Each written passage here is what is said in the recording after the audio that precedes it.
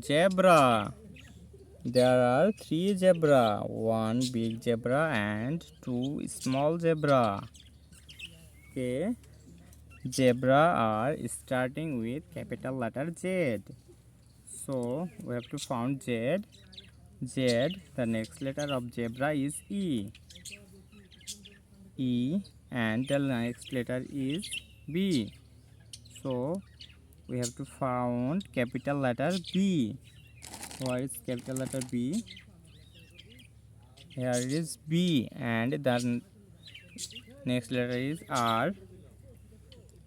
Here is R, and the last letter of zebra is A. A. So Z E B R A, zebra.